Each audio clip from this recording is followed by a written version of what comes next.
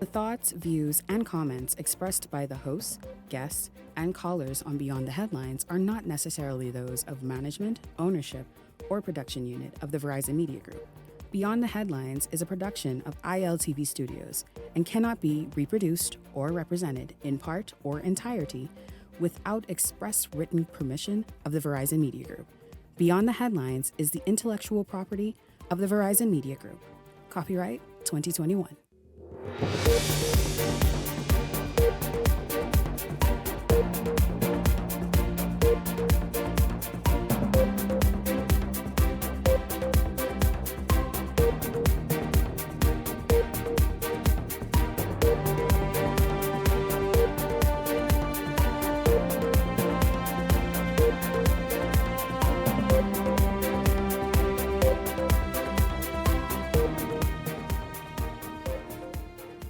Coming up tonight, law enforcement officers go rogue. We have the latest on a Royal Bahamas Defense Force officer and an immigration officer, both on the wrong side of the law tonight. Also, straight ahead this evening, Freetown shaping up to be quite the race this election season. We look at the candidates and Dr. Minnis dominating social media, leading the way and framing his message. Is he hitting home runs out there? I think many of you are enjoying what he's giving. We talk about that as well. This is Beyond the Headlines. Good evening. I'm Shanique Miller. It's great to have you along this evening. A Marine finds himself on the wrong side of the law tonight, believed to be connected to a violent incident that took place late last week. Linton Ritchie Jr. has the story, and then we come back and talk about it. A Defense Force Marine allegedly at the center of an armed robbery and shooting using a vehicle with a government plate that left a woman injured. Closed-circuit television cameras out of Carmichael Road Plaza shows the moment a woman wrestles with the gunman for her purse, gunfire erupts, and she's eventually dragged to the ground. I understand that this Marine was on a 2-month sick leave. Staff intelligence officer, we are checking this out. Hours after, police say the investigation took a quick turn. Authorities located the vehicle in question on Cowpen Road near a Haitian village. The victim's purse was found and inquiries began on the red plate in question. But we do know that that plate is a plate not in active circulation. It seems to be an old plate from a vehicle. The CCTV in the nearby area capturing a play-by-play of that chilling armed robbery that took place right outside of this business establishment, which left a woman clinging to her life. Authorities say no stone will be left unturned. She was shot to the leg.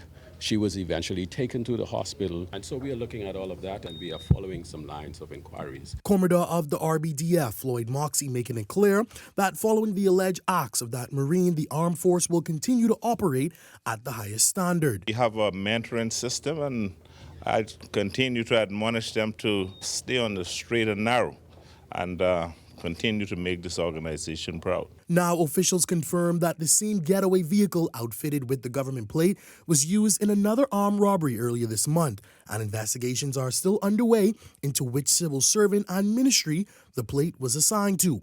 Linton Ritchie Jr., Eyewitness News. Very disturbing to see that video and to hear that report by Linton Ritchie Jr. It really is something that's quite troubling. And this evening we're going to start right there. When officers find themselves on the wrong side of the law, it's nothing new. It happens worldwide. But let's talk about that, because many people would point fingers and say, well, this is the reason. This is the reason. They're not paid what they're deserving.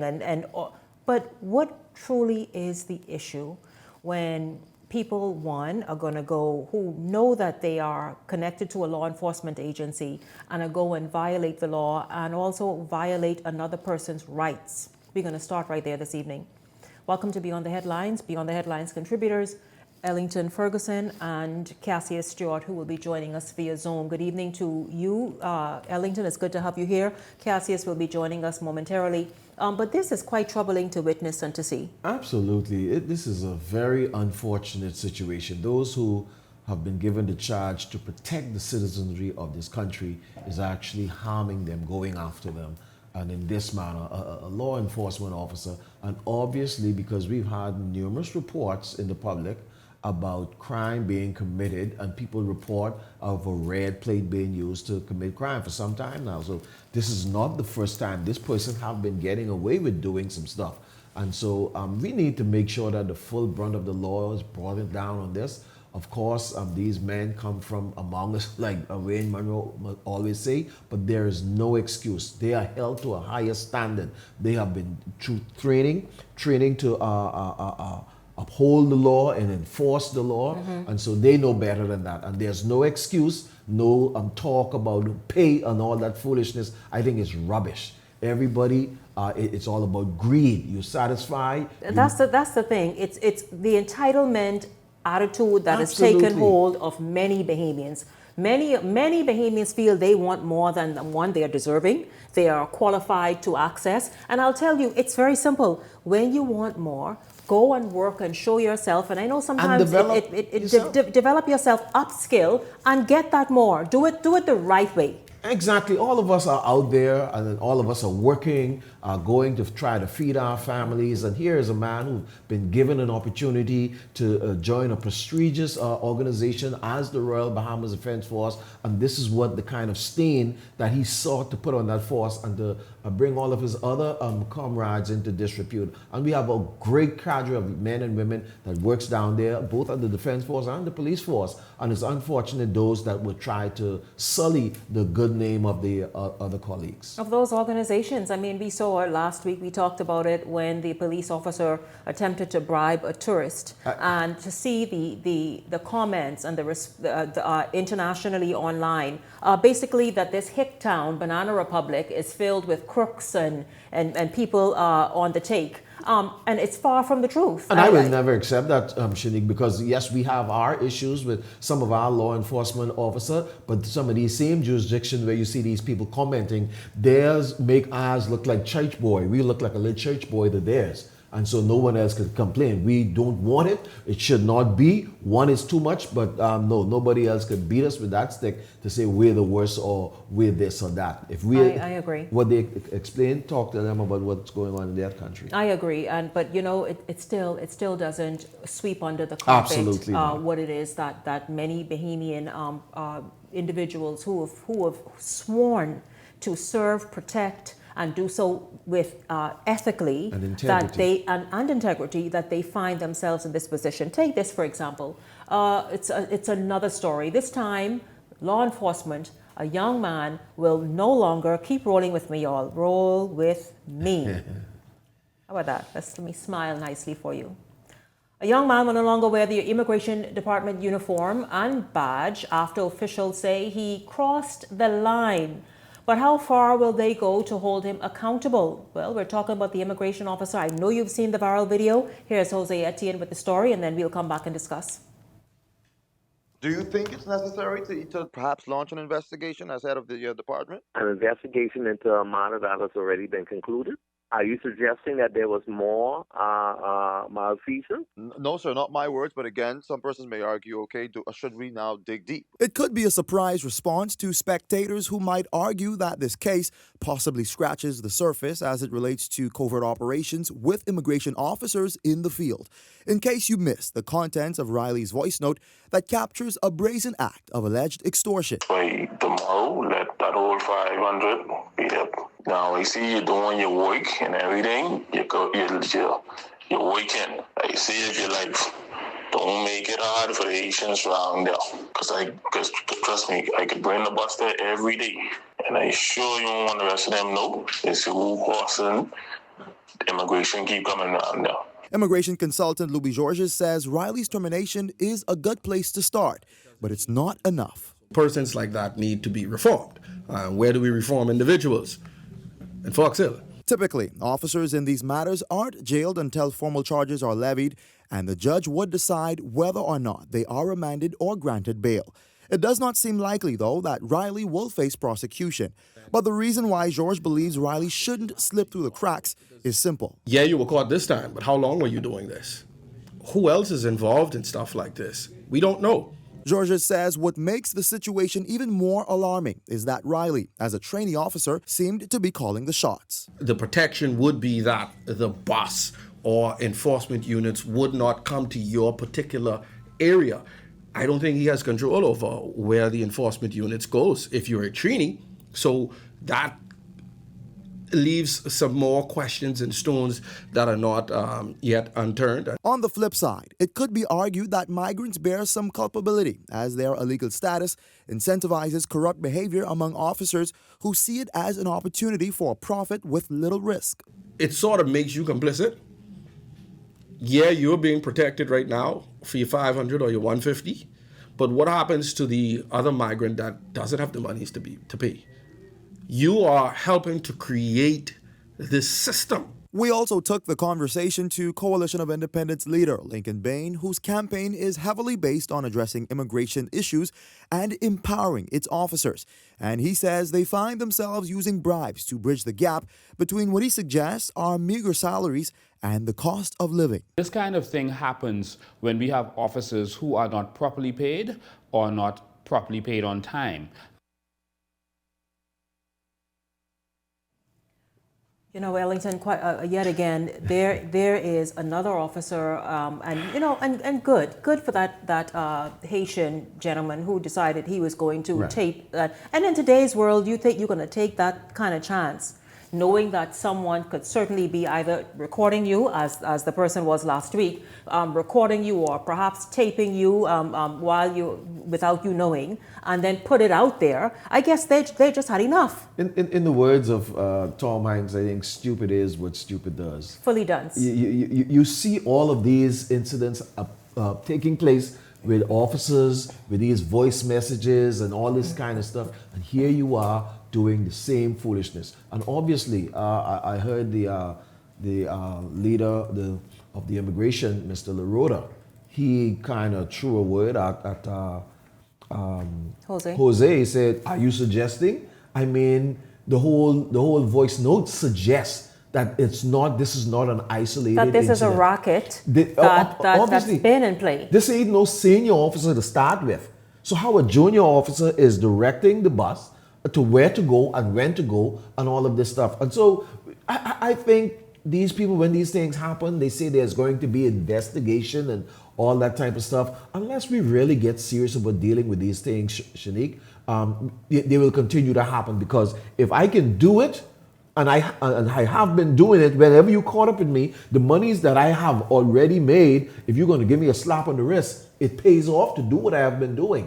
So let's look at senior officials then in these law enforcement agencies. Do you think that they are doing what's necessary, what needs to be done to bring about the sacredness of the institution again, to restore that, but also to ensure that there is respect and a regard for the institution that you don't dare go against and find yourself in, because it's been one too many instances. We saw just last week a police officer charged with a drug bust, and that's going on now. Defense Force, now immigration officer. Absolutely not, Shanique. I am not satisfied that these senior people is doing sufficient to send the message home to these officers that we will not tolerate it. I think we need to look at seriously what kind of penalty they give. I mean, it is suggested that this guy may just be released, and that's the end of that. I think I don't feel that they're sending a message to these officers, because they didn't make the money. Mm-hmm. Time as you release them, they didn't make probably more money than they would have made in 5 years. Mm-hmm. And obviously, there is other people involved. We want proper and thorough investigation on these things. And that the public is made aware. That the public, Ellington, because there's too many investigations, or this is under investigation, or there's a probe going on. No, make the public aware. Bring the public along. As you investigate this each step of the way. Absolutely. So that the public will have a satisfaction. And the hostile attitude towards a reporter or anybody seeking answers should absolutely be abandoned. Leave that alone. Exactly. I agree with you 100%. And so we look at what's happening, and we talk about immigration and the issues, and we see us, Bahamians, will one day destroying our countries. We cussing and we talking about every other nationality that comes here. It's us. When they come here, it takes one of us to welcome them, to accommodate them. And those that are put in charge to guard our borders, they're the ones that tearing it open and tearing it apart. What do we say about Bahamian society, though? How have we found out, how have we gotten to this place and found out ourselves here? Because it isn't just these two gentlemen we're discussing this evening. It is something that is rank throughout various levels of Bahamian society, where that entitlement attitude, the approach to I guess figuring they could get over on someone, take advantage of someone else's hard work, because why, it's theirs and you have it. So hey, how do we address that? Shanique, there's a great level of greed, covetousness that have taken over our people, where everybody wants to have what the Joneses have. They don't know people work hard, get whatever they get, and everybody wants to match up. They don't want to take their time and go through the process and work for it. Everybody wants this get rich quick scheme, and this have invaded our country and our people. We've moved away from sound morals and principles that once governed and guide us as a people. We are no longer there. We have become corrupt in our mind and in our hearts. We've moved away from the godly principles that once raised and established this nation. We are where we are today as a nation because of those godly principles. But right now, what we're doing, we're tearing it apart. And unless we return, forget cussing out. It's easy to put everything on a politician and this. Well, you know what's funny? And I thought about this. It could have been over the weekend, because we've had many discussions about people deciding that they're going to call this politician corrupt or that one or the next one. But they came from right among us. That same attitude is what's showing up at your doorstep right now, asking for your vote. And many of us, because they know us. They know the things we ask for. They know the favors they know the greed. They know how we try to cut down one another so we could get. They know who we are, and so they act based on what we presented to them. Absolutely, absolutely. We create them. Absolutely. That's what it is. We're responsible, we create creatures them. of our creation. Absolutely. Listen, we're just getting started. Speaking of politician, well, guess what? We are shifting our focus to politics and the general election. It's all coming up right after the break. Don't go anywhere. Pull up a seat. Beyond the Headlines is back right after this.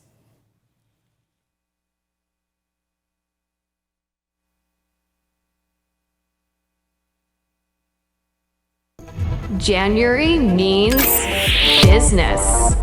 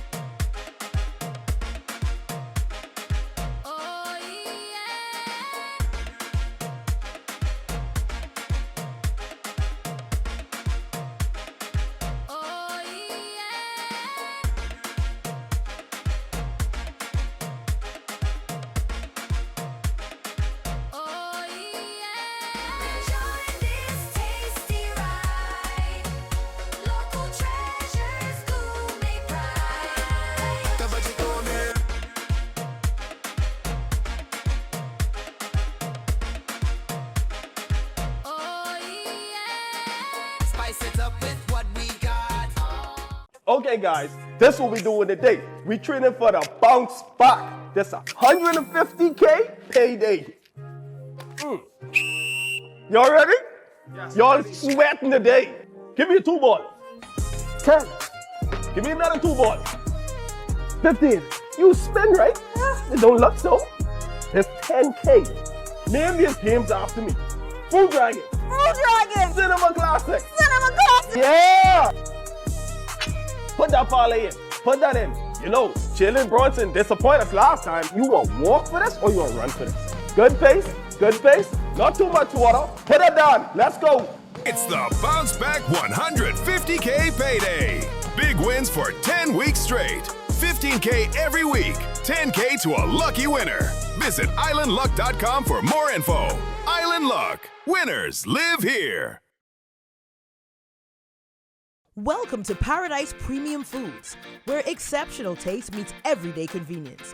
Right in the heart of Hurricane Hole Plaza, whether you're planning a beachside brunch, an intimate dinner, or simply restocking your favorites, we offer only the finest selection of local and imported goods, handpicked for quality, freshness, and flavor. At Paradise Premium Foods, shopping is effortless, service is personal, and every visit feels like a treat.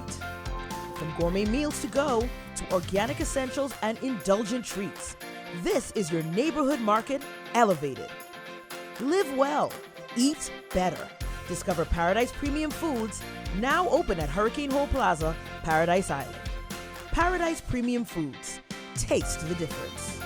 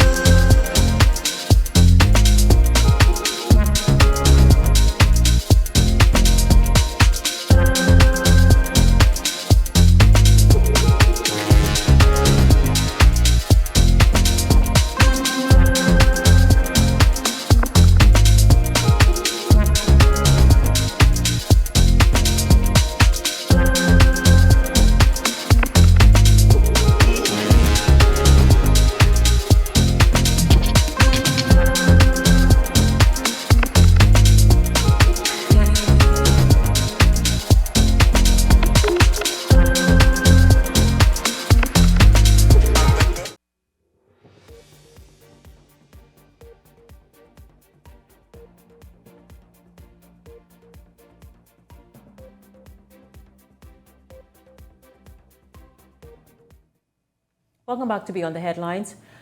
An internal battle is shaping up within the Progressive Liberal Party as the race to represent Freetown intensifies ahead of the next general election. We get this story from Linton Ritchie Jr. and then come back and discuss. A showdown and possible political upset could be brewing in the Freetown constituency, where sitting Member of Parliament Wayne Munro is facing a challenge from PLP Stewart councillor Ormonique Bowe, who is seeking to secure the seat ahead of the 2026 general election. Munro is set to defend his 5-year tenure before the party's candidates committee, along with several other hopefuls, including Keno Wong, who is seeking to contest the St. Anne's constituency, currently held by FNM MP Adrian White. I give him his respect, and that is the reason why I did not come out before now. I have it down pat. Everyone's with me. I will simply go and give an account for my stewardship here in Freetown. Even though it has historically been a strong seat for the FNM, I am capable of bringing victory. Bowe telling Eyewitness News that her political history with Munro dates back to 2017, when she says she was asked by the party to take a back seat as the Freetown contest came down to Munro and former Senator Frank Smith, with Munro ultimately selected as the party's candidate. This time around, Bowe says she's confident her name will be on the ballot for the PLP in 2026. I believe in serving people. I'm there for the less fortunate. I'm there for the children. I'm there for the elderly. I'm telling you what was going to happen because I am going to be chosen. Meanwhile, Munro says his focus is on the party's assessment of his performance over the last 5 years, a record he says speaks for itself. Work I've done with assisting different areas here should speak. Right across the wall there where we've started the new community center for Freetown. And so anytime I'm given a task, a job, I do my best. As for Wong, he says his campaign will center on community engagement, transformation, and delivering hope to the people of St. Anne's, including senior citizens and young families. And it's all about empowering our youth through education and job training programs, supporting our senior citizens with access to proper health care, social services, fostering a safer community throughout neighborhood watch initiatives and partnerships. I'll be that representative that represents the people of St. Anne's, from the child to the senior citizen. Eyewitness News understands the Progressive Liberal Party is expected to unveil its second slate of candidates later this week as the party pushes ahead with its re-election bid. Linton Ritchie Jr., Eyewitness News.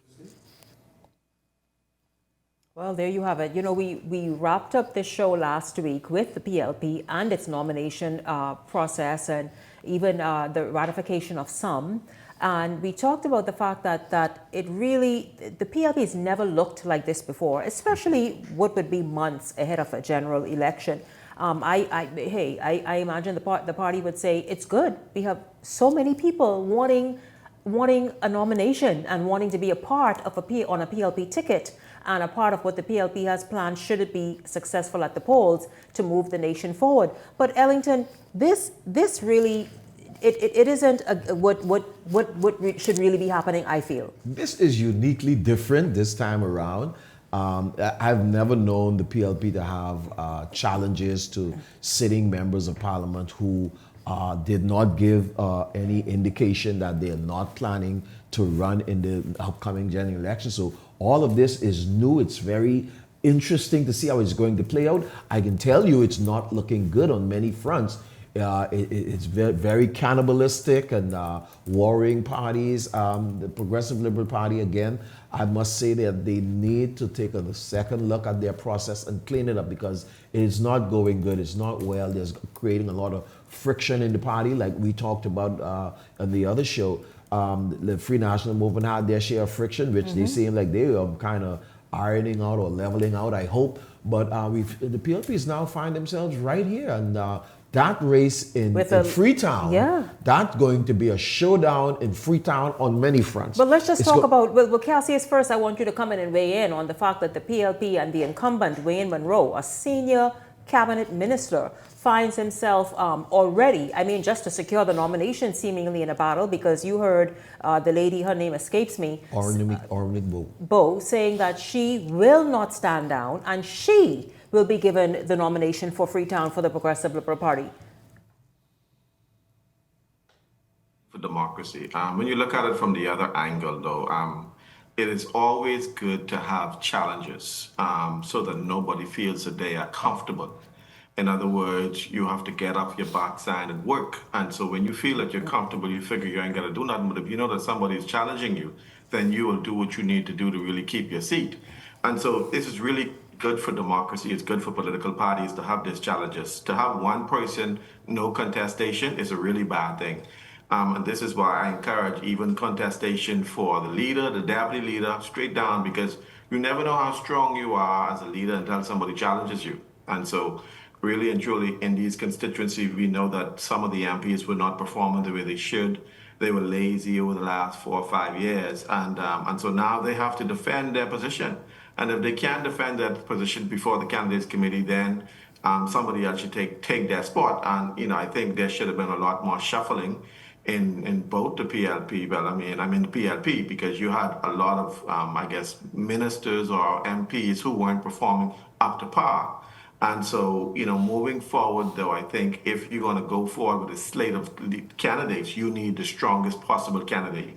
And this is where challenges come from.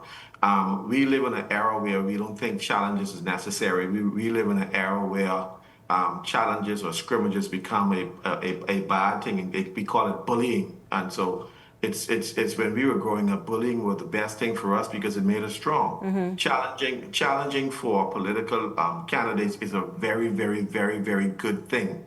And so while we say, oh, no, you'll get your act together, no, that is a good thing. So when the dust settles, out of all of the rest, we would have chosen the best possible candidate. So I encourage it. Y'all scrimmage it out. Y'all fight it out. Y'all row it out. I mean, that's what democracy is all about. Well, at the end of the day, we want the best candidate. That is quite, Cassius, you certainly brought a different spin to the argument and the discussion. Ellington, Cassius say, no, this is a good thing what's happening in Freetown, even with the incumbent PLP member of parliament. It's a good thing because it'll test whether or not he's worth going into the next general election. Precisely. I hear Cassius' spin, but what kind of cohesiveness are they going to have in this party going forward? Ms. Bowe then stated, without the leader, the chairman, or anybody, my name is going to be on that ballot.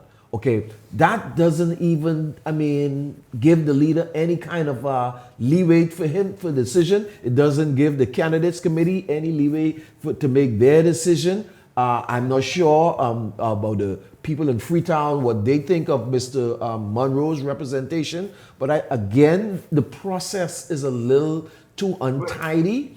And I don't have a problem if you're going to have a process where people can go up against the challenge. I don't have a problem with that. But in its present form, it's a bit messy. See, Ellington, Miss Bowe, whoever she may be, she has to talk that way because she wants the nomination. You don't go in there and say, I may be on the ballot. No, you got to say, listen, I'm on that ballot, whether you like it or not. So she got to come out strong so that she could perhaps sway the candidates committee to choose her. I mean, that's a good thing what she's doing. See, all this is great for democracy. When you have a comfortable leader, you have a bad leader. When you have a comfortable candidate, you have a bad candidate. When you have a candidate who knows that somebody is willing to take their spot any minute, they will do what they got to do to get up their backside and get to work. What we have is that when we have these secure leaders who nobody wants to challenge, nobody wants to contest, that is a bad thing for democracy, and I guarantee you corruption will set it. Because when you know that somebody is on your heel, you will always work. And in fact, when you really look at the structure of life, every day we get up, gravity is pushing down on us. The only way we can survive is because gravity is pushing us, and we always fighting gravity. That's why we get stronger. The only way for political candidates to get stronger if there's gravity pushing against them. For Obi to have Clint on his tail, for this woman to have Wayne on his tail, or Wayne to have this woman on his tail, for somebody to say to the leader, I want to challenge you. That's a good thing. Mm-hmm. What we think is a bad thing because we are afraid, because we are weak. But the optics, Cassius, what I would say, is bad optics at this time of the year for them headed into a general. So it's not bad optics. No. See, it's good because right now it what you call it boils the blood. So after the fight between Wayne and this woman, whoever it may be, whoever wins, the blood is already boiled. Now they can break off running that constituency and start moving. It's putting fire underneath them. For Obi and Clint, whoever wins now, they can break off running. You need that. But if you just figure somebody give you a car, you're coasting in, walk in there, you're lazy. So you need that boiling of the blood. Candidates who are under fire performs the best. Always remember that.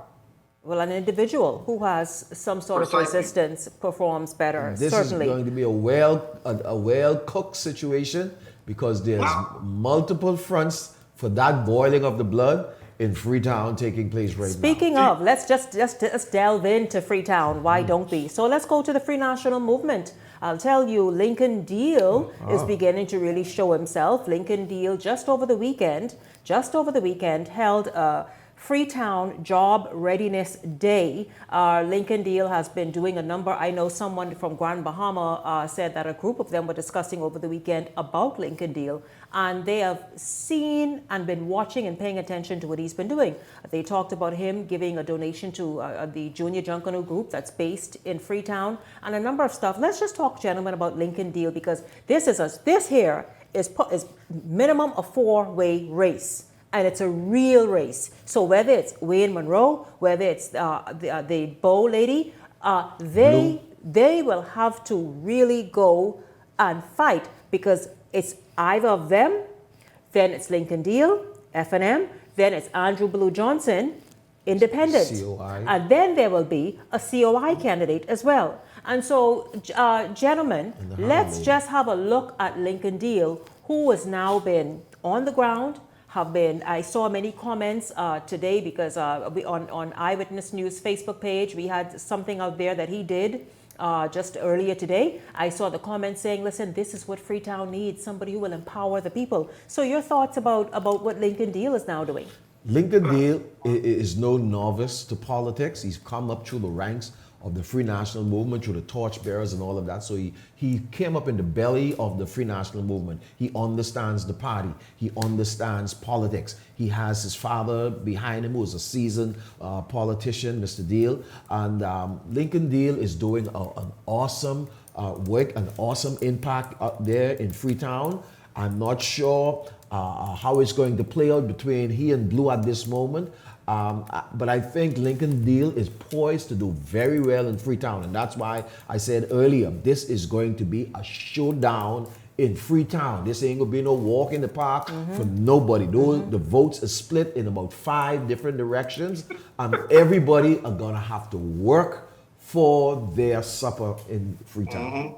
Well, you know, Freetown and me is very close. Freetown is where my home is. I grew up in, that's where I came from. And, you know, I have conflicting interests in Freetown. Andrew and I grew up together. We went to Ryan McPhee together. We went to Arm Bailey together. So we're good friends. And there's a rule in Camp Road that we don't go against each other. So I got a problem. You got a problem, but Lincoln Deal. Camp Road, people don't go against each other. I like Lincoln Deal. He's a very decent individual. He's a decent man. But I have him for the next leader of the Free National Movement. I think he will take over after the FNM loses this election. I already told him, prepare to take over the FNM because he's what the FNM needs. I know this may cause problems, but you know, in terms of the Progressive Liberal Party, I think I'm from Camp Road, and I hear what the people are saying. While Wayne is a nice guy, there's a lot of people have a lot of problems with Wayne. I think he just needed to be a little more aggressive in there. And the trouble with, you can't slump when you come in Camp Road, that area, Freetown. People need to feel you, love you. And so if you feel like you can't hang out with them, they ain't want you. And so that's the problem with them. But they can easily be swayed on election day. So, but I have a conflict in Freetown because, you know, Blue is my Well, brother. Cassius, let's take a look at this conflict that you talk about. Andrew Blue Johnson is someone who was, he jumped out of, he left the starting blocks. He left it with a trot, and now he's in like full jog that he is doing in Freetown. He set the year off in Freetown with a prayer service to set the tone for not just for the new year 2026, but also for his election campaign. Take a look. He also talked about being able to turn your life around after a hiccup early on in life. Take a look.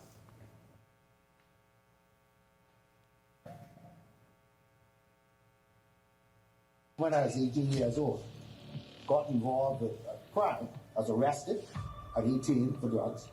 I spent time for those drugs. Spent 2 years in prison. It's 18.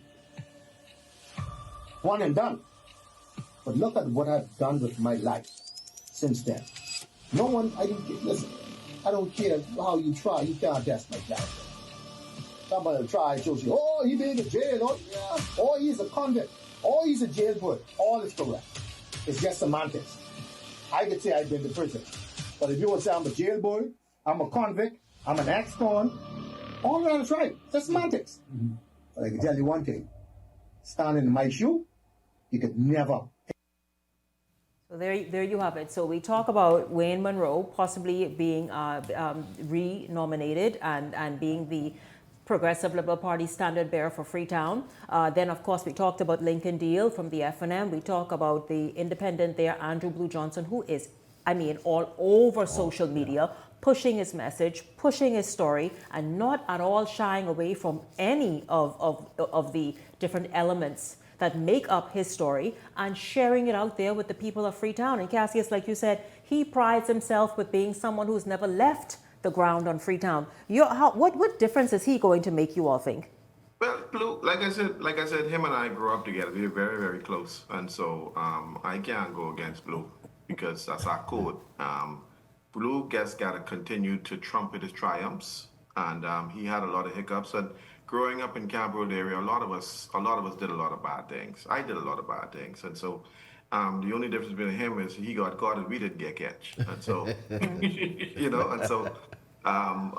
the issue is that those who turn their lives around, you cannot say to him, he cannot add value because he made a mistake. How many of us, like the woman who was brought before Jesus, okay, you were caught in adultery. You without sin. Any of y'all who ain't got no sin, y'all throw the first stone at them. Because when you line it up, everybody did something wrong. And so just look at how he is, from that point on to now, transformed his life and the lives of people around him. And so Blue's a very good guy. I know his family, I know his mother, I know all of his sisters and brothers. And so we really grew up really close together in Camp Road. So he's a good guy. I think he'll add value. But the thing about Freetown is not only Camp Road. Freetown is, you got part of Paradise Island and so on. And so you got to convince those people. Wayne, like I said, Wayne got an uphill battle because, there's a lot of people in the area say that they don't feel him, they don't see him, particularly in the area where I live, or used to live. And so he got a lot uphill battle to go ahead and knock on those doors to try to reconvince those people to support him. And so it's going to be interesting because the vote is split in so many directions. It's so difficult. You don't know who's going to win because it's dicey. It's very dicey in that area.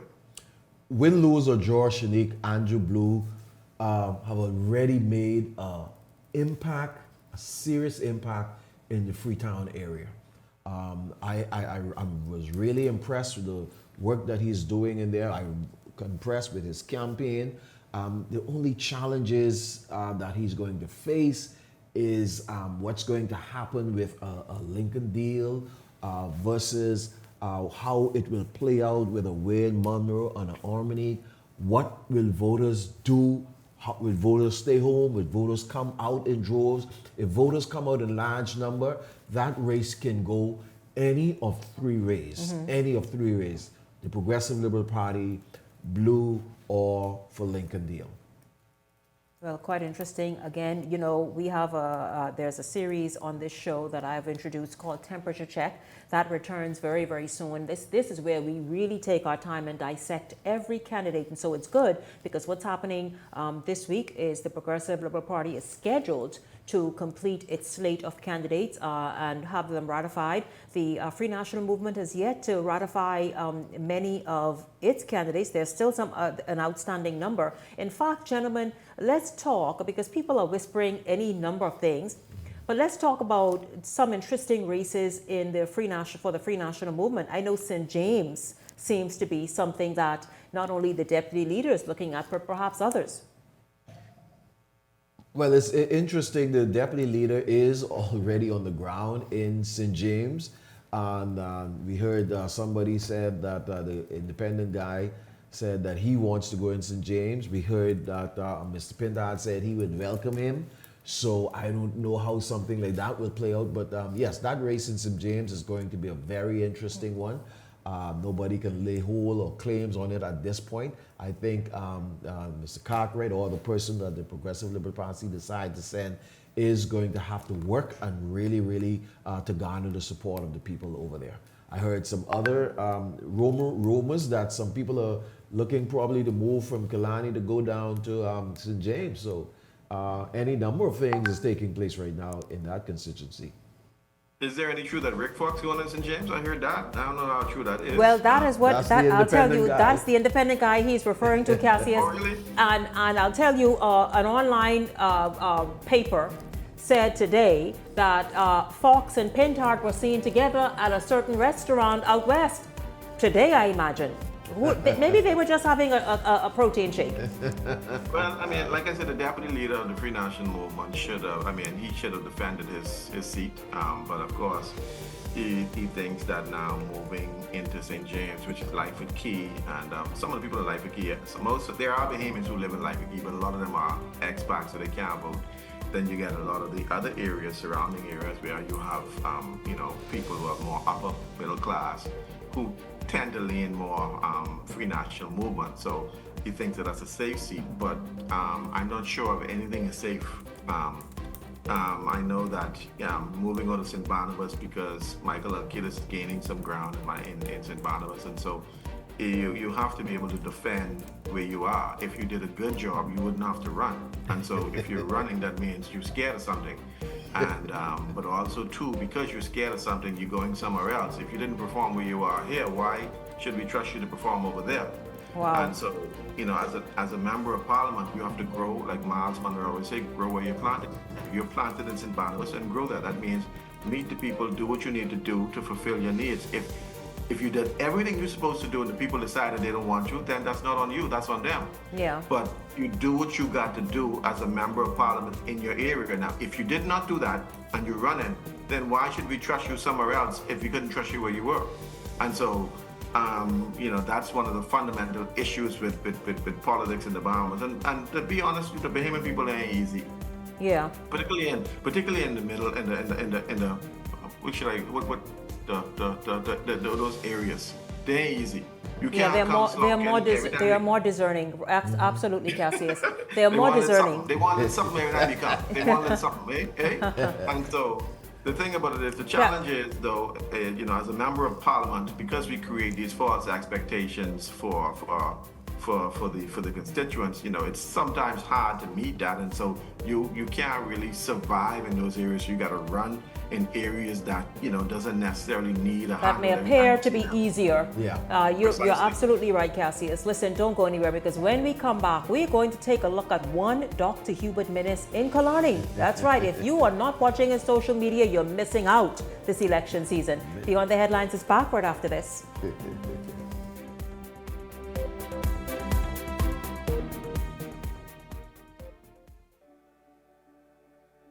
We have to be mindful that as much as we want touristic development, what impacts the fishery? Over coastal development, destruction of mangroves, overzealousness of the industry. We have a new movement called do-it-yourself fishing. That is anglers who come to the Bahamas, they don't engage in hiring a guide. Because of this approach, you are going to have people who are going to exhaust the resources. This is an industry that's preserved. It should be for Bahamian guides only. We have the DIYs coming in here, and they're destroying our flats. We try not to overfish certain areas, so we'll fish a certain area and we'll back off for a while because we don't want the fish to feel too much pressure. It's not just using the buzzwords of the environment and the ecology. The tourists can be educated that the more you support local ownership, people are doing it obviously the right way, the more the economic circulation in the communities. I think the most critical thing is accountability, and that accountability by way of legislation, both the Act and regulations to govern fly fishing in the Commonwealth of the Bahamas. I look at conservation efforts and the regulation that I've seen to protect the industry that's in the developed world. All of those jurisdictions have implemented strong regulation to protect their fisheries. We are way behind, but we do have a movement and a consciousness. We know where we need to be. Those are our resources, and we have to make an exerted effort to protect it, because that's the only gift that we have been given. And if we don't protect that, then we lose everything. Building the lodge, I understood clearly the mission to continue what my father started. From this lodge, it has served as the headquarters. We finally got legislation passed in 2016, and it legitimized the guiding profession. We pushed to get the program established into BAMSI in the training of the next generation of guides, but it extends way beyond that. We need more Bahamians in the industry who are doing the research to provide the information to the industry, that is to fishermen and to everybody who benefits from the resources. We don't know the resources in this country. We grew up just hearing about sun, sand, and sea. It is going to be through education and awareness, whether it's within our schools, whether it's in our communities, to conserve the environment, that is going to sustain the fly fishing industry.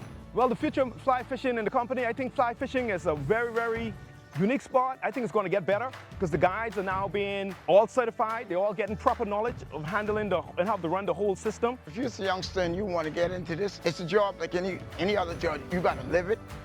You got to love it. Young entrepreneurs coming in, you want that kind of interest. You want that kind of drive and desire. You want to carry that. You want to become the product.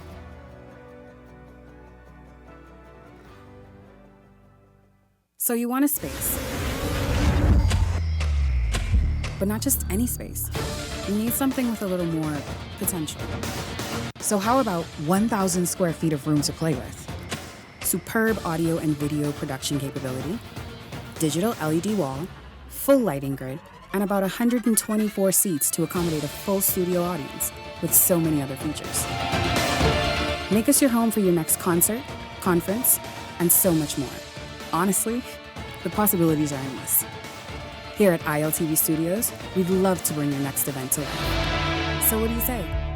Do you want our space?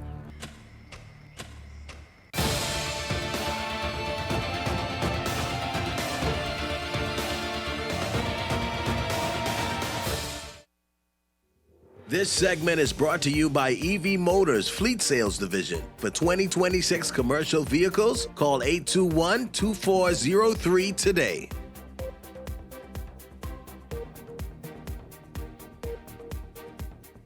Welcome back to Beyond the Headlines. If you are not on Dr. Hubert Minnis's social media, any Facebook, TikTok, any which way, you are missing out this general election season. Dr. Minnis has taken to crafting his own message personally, addressing really tricky topics that many people would kind of want to shy away and run away from. But oh no, Dr. Minnis is talking about Hurricane Dorian, COVID-19 and his decisions and the decisions he had to make, and a whole lot more. Take a look.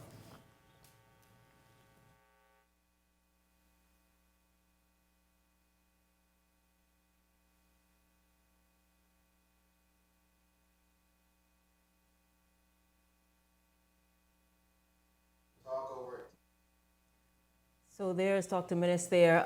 Listen, it's just one of the videos. Quite frankly, welcome back, Ellington Ferguson and Cassius Stewart. And you know, he's having fun with it. That's the thing. And because he is having fun with it, people are kind of waiting with their breath, like bated breath, and saying, what else is Dr. Minnis going to do? It's caught my attention this election season that I've taken to kind of looking to see what else he's going to talk about, and oftentimes bring it right to this platform. Gentlemen, your thoughts on how Dr. Minnis is deciding to run and operate his campaign by going right in, not running from what many feel may be some areas that he should hide from and not even think about addressing, but bringing them back to the table and actually answering the questions of the Bahamian people on like absolutely nothing that he is going and picking out just randomly, selecting a question and addressing it and answering it.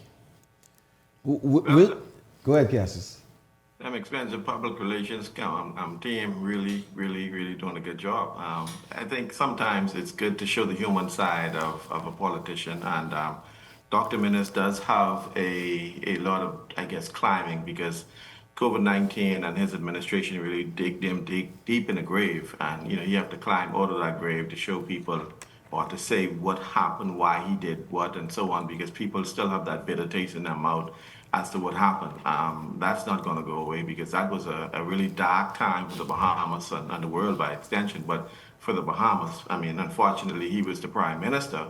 And of course, you know, Dr. Minnis is not really a smooth guy. He's an abrasive guy. He'll tell you like it is. A and B is B and C, and he ain't gonna talk to you. So he's an abrasive guy. And so being abrasive in the Bahamas, particularly as a politician, doesn't work too well with the electorate or with the media. And so he still have, now that his new public relations team is now telling him to be more charismatic, be smooth. It's a good thing and in the right direction to show the human side of yourself. And so, you know, just another note too, I mean, the FNM is trying to do the same thing. I think the leader of the FNM is trying to figure out how ghetto he could talk to try to resonate. That doesn't work. That doesn't work with the Bahamian people.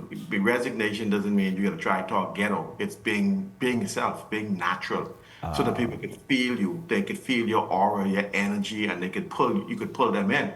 But you know, trying to talk to you from the hood don't work. I think when we look at Dr. Minnis, we're seeing the transformation of the caterpillar into the butterfly. We're seeing a side of Dr. Hubert Alexander Minnis that Bahamians never really got an opportunity to experience. As you enter into leadership of the party, and they won the election, and it was one thing after the other. And so Dr. Minnis is really showing a side of him that people didn't know, and people are excited to see this part of him. And like you alluded to, Shanique, he's being real, he's being upfront, he's being candid, he's just talking to the issues, he's not running away from them. And that is what we want from our leaders.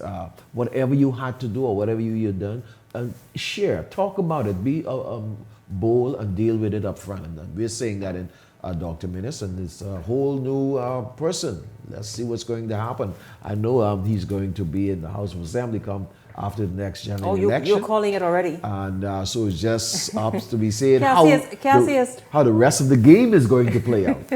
Cassius, how do you call it? Because Ellington says Dr. Minnis will be successful at the polls in Kalani. If all things being equal and the constituency is split forward, I think if the PLP holds their number, I think they may pull it off. Because when you look at the COI, which had a significant amount of votes last election, you got the FNM, then you have Minnis, and so on. So it's so split so many different ways, but The problem is if the PLP hold their number of votes, I think that's a challenge for Dr. Minnis to overcome. Now with the new split, now we have to now dissect it and look at the numbers. But I'm sure that the PLP cut it in their advantage versus his advantage. And so whether or not he may have cut a side deal with the PLP, I don't know, to protect him. I mean, it's always possible. But listen, anything is possible in politics. So, but at the end of the day, he got a lot of work to do. And the thing about the Kalani constituency, which I live in, is that we don't ever see a politician because most of us live behind gates. And so we vote based upon issues, on the person, and so what you bring to the table. So you can't come knock on my door like you can come and knock on somebody's door in another area. No harm for you? No harm? No harm, no turkey. Y'all don't get harm. Y'all don't get harm in turkey? No harm. We don't want no harm. We don't want no turkey. We just want good community. Good representation. We want you to fix the issue. We ain't interested in your money. We ain't want nothing. We just want you to be a good MP. That is when truly the merit of a member of parliament is really on display in a constituency like a Kalani. I quite love it. Like, get to work. Just work. Just do the work. Just a small note. I remember one time when we were in a meeting with Dr. Minnis. He was like, I haven't been to a funeral in 4 years, and I was like, what? I said, I've been to 3 last week, but in this community, it's like people don't normally die on a consistent basis, one, but, really and truly it's in voices of Bamboo Town, of Bain Town, and so on, you have to always go to funerals, you got to be to wakes and so on. So 3 and 4 funerals a day, some MPs got to go to, but someone like Dr. Minnis in this area, it's a smooth sailing. All you have to do is send out an email blast, and you're good, because that's how we run this campaign. Because I've never seen him ever on the ground. We don't want to. I don't need to see him. And you don't need to. And you don't. I want us to get there, gentlemen. And we need to quickly move on. But I want us to get there where we want these people. Listen, just make sure the street lights are on. Make sure the parks are clean. Make sure the roads are paved. Make life better, quality of life for the people who live in an area, and that will help bring them up. And just put systems in place so that they can go and benefit from it and be able to do things, and then move right on their way. To his credit, though, when he was MP last time, I mean, they could collect garbage in this area. My God, before we even throw the next garbage, the truck was out there collecting garbage. He said, well, you can collect garbage now. So he did a good job of garbage collection in Kalani, and that's again, but he's making sure quality of life that Kalani is clean, precisely. That the garbage doesn't hang out there for longer than it needs to. But that's why Kalani loved Minnis. To his credit, he did some stuff in our constituency. Security, like he did. So we don't see him. I'll tell you this. What's going to be interesting is this next story, and we have talked about it. Justin, what's going on? Justin, D'Angelo, and the rest of you all in the back there. You all see me going to this to talk about what voters looking for. It's 8:56. We get 4 minutes. That's what I want to know what's going on. Why are you all playing that? They will go on. I thank you all so much. Thank you so much, Ellington Ferguson. Thank you very much, Cassia Stewart. And a big thank you to all of you. Listen, it's them who cut the show 4 minutes early. A big thank you to all of you for tuning in this evening. It's certainly been awesome having you along. I look forward to seeing you right back here tomorrow evening. For the entire Beyond the Headlines team, I'm Shanique Miller. Make it a great evening, everyone.